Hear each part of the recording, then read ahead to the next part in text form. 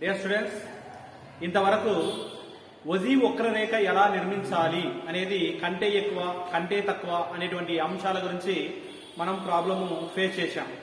ఇకపోతే క్రింది దత్తాంశానికి వజీ వక్రరేఖ ద్వారా మధ్యగతాన్ని కనుగొనుము అని ఎగ్జామినేషన్లో ఇస్తే ఎలా రాయాలి?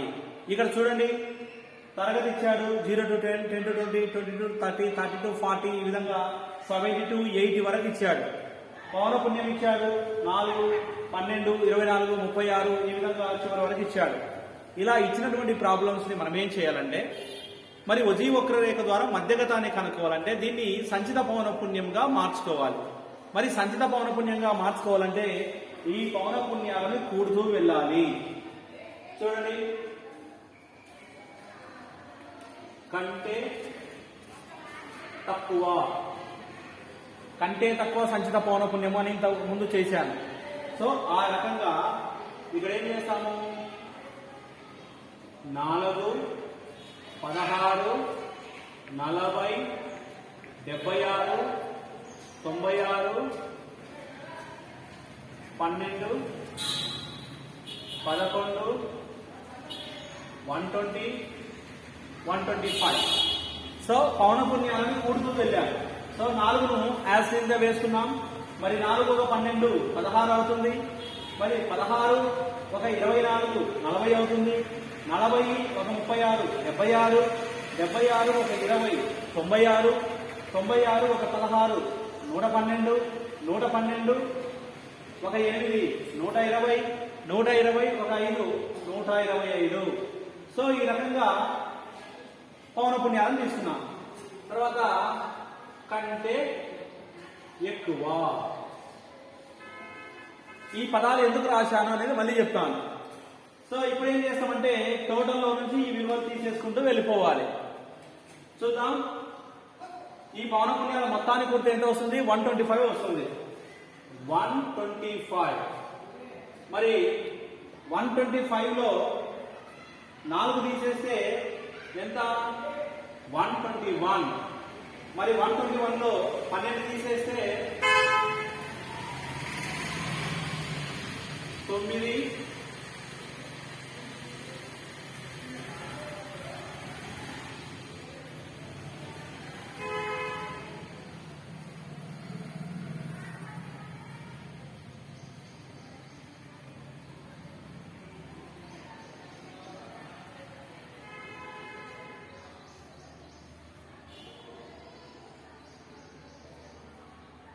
So 109 minus 24, 85, 85లో నుంచి 36 తీసేస్తే 49, 49లో నుంచి 20 తీసేస్తే 29, 29లో నుంచి 16 తీసేస్తే 13, మరి 13లో నుంచి 8 తీసేస్తే 5.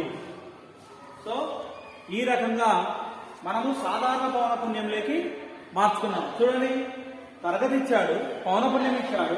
మనం దీన్ని సంచిత పౌనపుణ్యాలుగా 2 రకాలుగా మార్చుకోవాలి ఖచ్చితంగా. అంటే మొదట ఏం చేశాము, 4, 12, 16, 16, 24, 40 ఈ విధంగా మనం కూడుకుంటూ వెళ్ళిపోయాం. 125 వచ్చింది. వచ్చినటువంటి ఈ మొత్తాన్ని, అంటే పౌనపుణ్యాల మొత్తం ఎన్ని అనుకున్నాం కదా, ఈ 125ను ఇక్కడ వేసుకొని దీంట్లో నుంచి సాధారణ పౌనపుణ్యాన్ని తీస్తూ వెళ్ళాలి. 125లో 4 పోతే 121, 121లో 12 పోతే 109, 109లో 24 పోతే 85, 85లో 36 పోతే 49, 49లో 20 పోతే 29, 29లో 16 పోతే 13, 13లో 8 పోతే 5. సో ఈ రకంగా సంచిత పౌనపుణ్యాలుగా మార్చాము. మరి కంటే ఎక్కువ కంటే తక్కువ అని ఎందుకు పెట్టుకున్నామంటే తరగతి యొక్క ఎగువ అవధి మీద ఒక విలువలు, తరగతి యొక్క దిగువ అవధి మీద మరొక విలువలు గుర్తించుకుంటూ వెళ్తే మనకు వజీ వక్రరేఖలు ఏర్పడతాయి. వజీ వక్రరేఖలు ఏర్పడిన తర్వాత అవి ఎక్కడైతే ఖండించుకుంటాయో అక్కడ మధ్యగతము అనేది ఉంటుంది. చూద్దాం.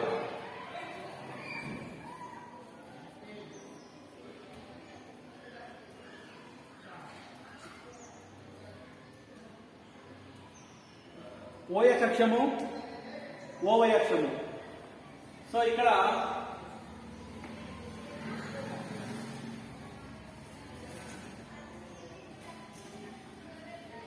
10, 20, 30, 40, 50, 60, 70, 80, 90, 100.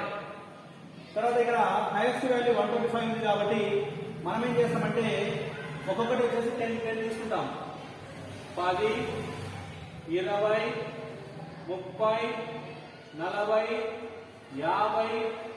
40, 50, 60, 70,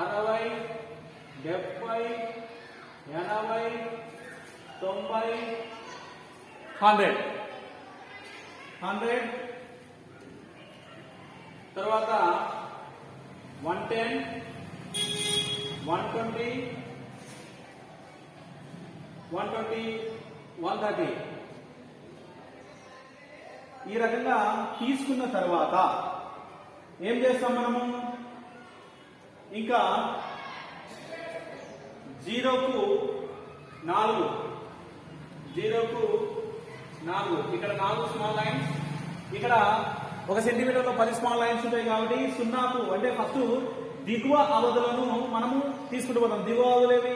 0, 10, 20, 30, 40, 50, 60, 70 ఇవి దిగువ అవధులు. సో ముందు దిగువ అవధులను గుర్తించుకుంటూ వెళ్తాం. 4, తర్వాత 10కి వచ్చేసి 16, 10కి వచ్చేసి 16, తర్వాత 20కి వచ్చేసి 40,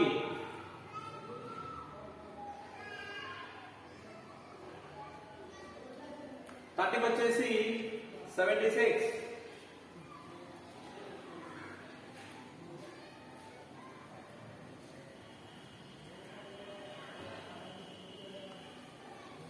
తర్వాత 40కి 96,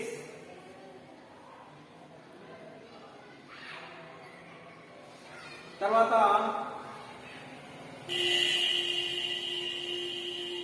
50కి వచ్చేసి 112,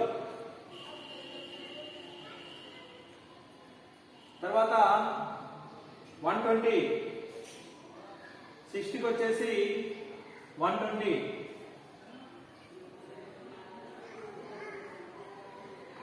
తర్వాత 70కి వచ్చేసి 125. సో వీటిని ఏం చేస్తాము?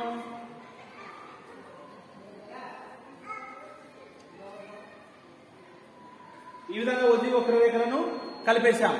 కలిపేసిన తర్వాత ఇక్కడ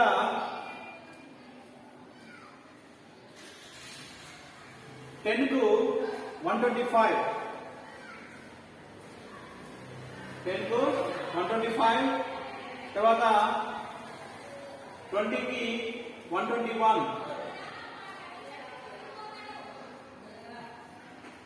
తర్వాత 30కి 109,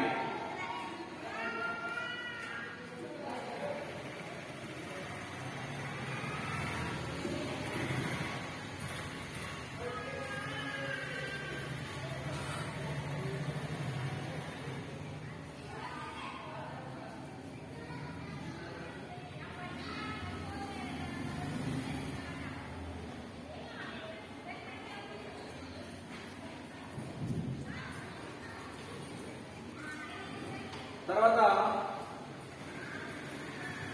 40కి 85,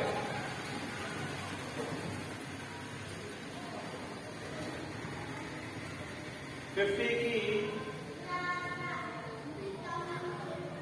49,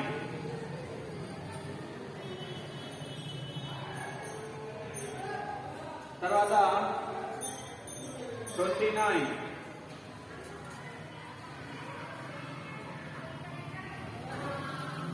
తర్వాత 13,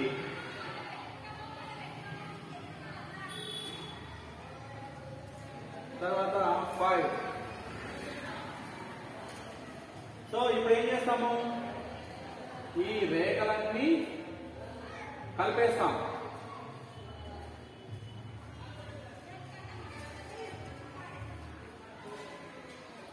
సో ఉజీ వక్ర రేఖలు ఈ విధంగా నిర్మించిన తర్వాత ఇది ఎక్కడైతే స్పర్శించుకునిందో స్కేల్ తీసుకొని స్ట్రైట్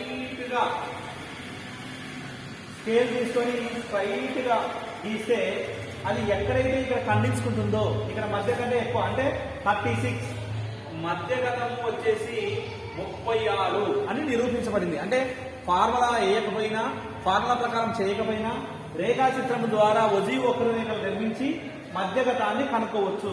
సో ఇక్కడ దీన్ని ఎం అని పెట్టేస్తాం. సో ఇది రైట్ ఆర్ రాంగ్ తెలుసుకోవాలంటే మనం ఏం చేస్తాం, ఫార్ములా వేసి మధ్యగతాన్ని కూడా కనుక్కోవచ్చు. సో దాన్ని కూడా చూద్దాం.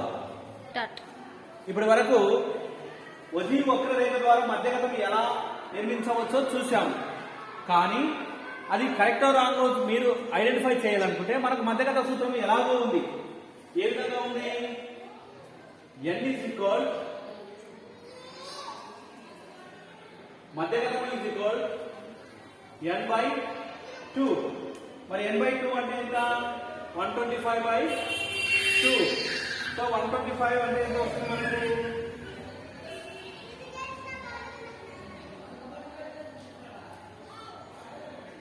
62.5. దీని ఏం చేస్తున్నాం మనం? CF గా కనుక్కొని 16, 40, 76, 96, 112, 120, 125 సంచిత పౌనఃపున్యం CF కనుక్కున్నాము. మరి ఇక్కడ 62.5 వచ్చింది. సో ఇది ఎక్కడ ఉంది? 76వ సంచిత పౌనఃపున్యంలో కలదు. మరి దీనికి ఎదురుగా ఉన్నటువంటి విలువ 36. సో దీనికి ఎదురుగా ఉన్న తరగతి m ఏమవుతుంది? 30, 40 అవుతుంది. అంటే మధ్యగతం విలువ 30, 40లో ఉందని ప్రాథమికంగానే నిర్ధారించవచ్చు. ఇక్కడ మనం ఏం చేస్తాము? CF కంటే పైన ఉన్నదాన్ని CF అనుకుంటాము, దీన్ని F అనుకుంటాము, దీన్ని N అనుకుంటాము. మరి మధ్యగత సూత్రం ఏంటి? L plus n/2 minus CF/F into I. ఇప్పుడు L అంటే 30, n/2 అంటే 62.5, F అంటే 36, CF అంటే 96, తర్వాత I అంటే 10. విలువలు ప్రతిక్షేపిస్తే 30 ప్లస్ 62.5 మైనస్ 96/36 ఇంటూ 10. సో వీటిని క్యాలిక్యులేషన్ చేసినప్పుడు ఎలా వస్తుందో చూద్దాం. సో 62, 96, 33.5 వస్తుంది. సో 33.5 అంటే 30 ప్లస్ 33.5/36 ఇంటూ 10. సో ఇంటూ 10 చేస్తే 335. మరి 335 divided by 36. So 9.3. 30 plus 9.3. So m is equal 39.3 వస్తుంది. సో వజీవ్ వక్రరేఖల ద్వారా కూడా మనకు స్కేల్ పెట్టుకొని ఇక్కడ గ్రాఫ్ ఏం గీయలేదు కాబట్టి 36 అని మనకు ఐడెంటిఫై అయింది. కానీ గ్రాఫ్ లో కరెక్ట్ గా 39 వస్తుంది. సో ఫార్ములా ద్వారా చేసిన మధ్యగతం వస్తుంది. రేఖాచిత్రం ద్వారా కూడా వజీవ్ వక్రరేఖల నుంచి కూడా మనము మధ్యగతాన్ని కనుక్కోవచ్చు.